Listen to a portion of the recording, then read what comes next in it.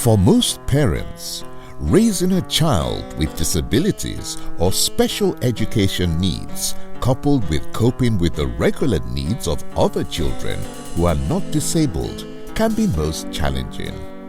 These challenges can be overwhelming because of relentless hospital visits, therapies, many special education needs meetings, and an overload of forms filling, some as big as directories. There are so many gaps in provision of services. Most of the time, parents are frustrated because some so-called professionals do not listen to them.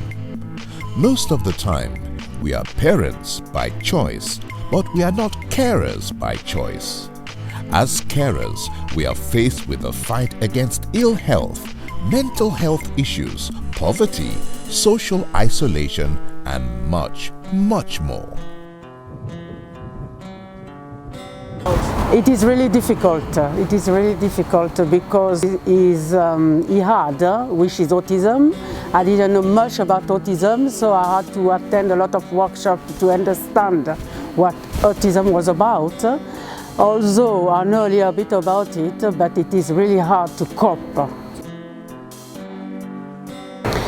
Firstly, his school is supporting him, and also attend a lot of workshops that I hear of to get advice and information on how to deal with my son.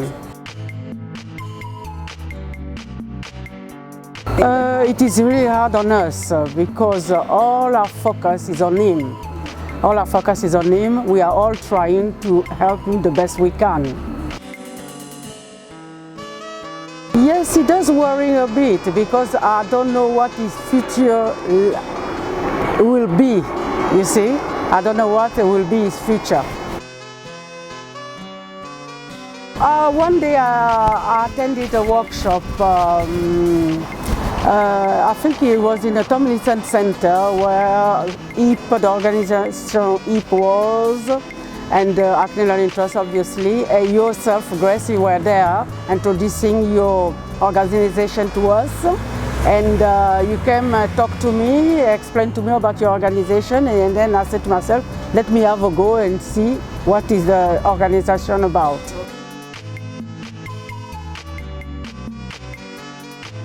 Yes, he has, because I had the chance to meet with other parents who had the same issues as mine and be able to get some tips and information as well. And carers face barriers in maintaining their overall health, which includes their psychological well-being, work and care, or education and care.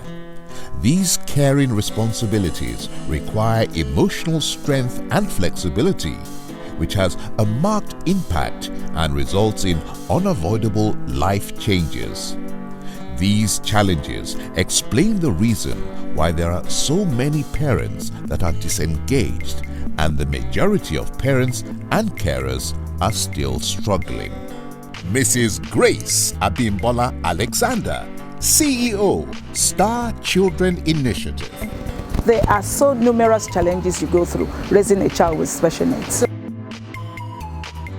Yeah, after some time I had to go to social services, and then you go to a lot of support groups within the borough. You connect with other parents as well to see where you can get support and advice from them. And sometimes it's pretty difficult because sometimes some people don't know what you are going through. Some people don't even listen to you. Some professionals don't even listen to you, and that could be difficult. Yes, actually, because of my experience looking for where to get support, especially amongst ourselves, I started the organization called Star Children Initiative, where we connect as parents, where we do a lot of activities, where we support one another, where we engage one another and improve our capacity as parents. And we get that support, like filling forms, going to case conferences. So I started that to support other parents so that they don't have to go through what I went through when my son was newly diagnosed with special. And my son is 21 now, 21 years old now, over 21 years old now. Yeah, starting that has actually given me a purpose to move forward and to support other children, other parents. So listening to the stories of other parents can be exhilarating for me, quite humbling for me that I'm not alone.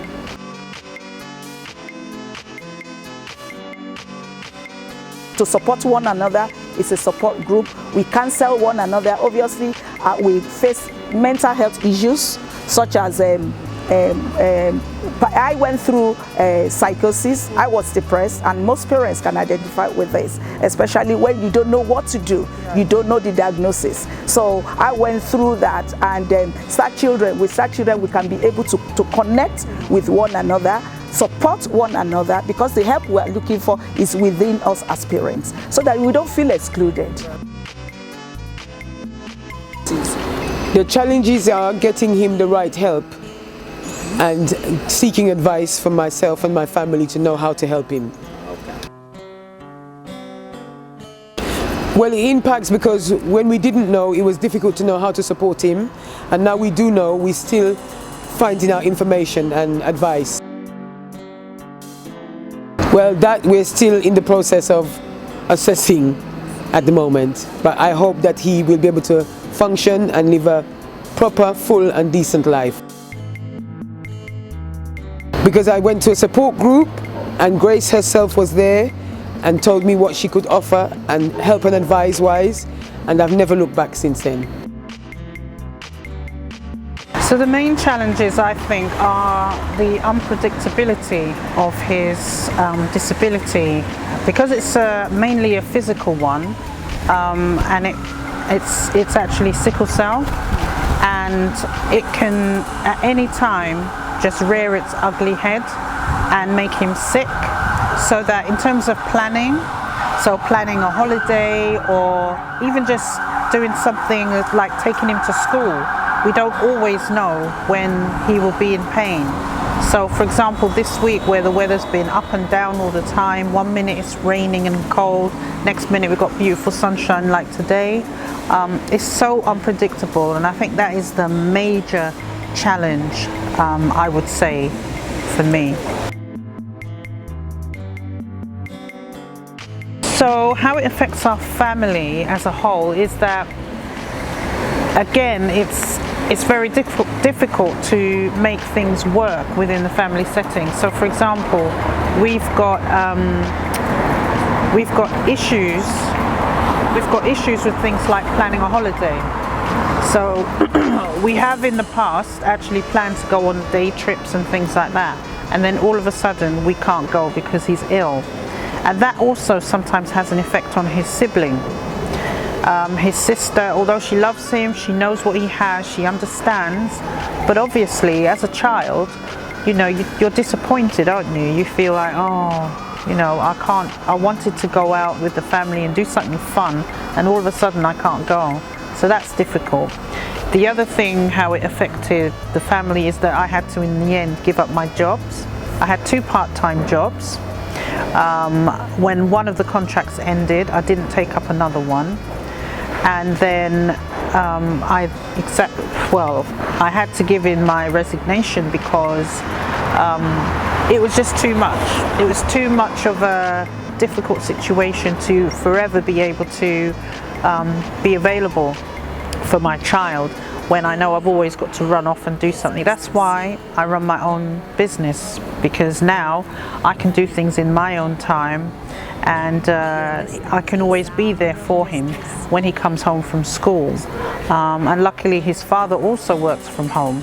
So between us we juggle and we're able to manage. I mean, I know not everyone could be as fortunate as that, but it's something that really, you know, I would encourage people who are able to actually go down that road.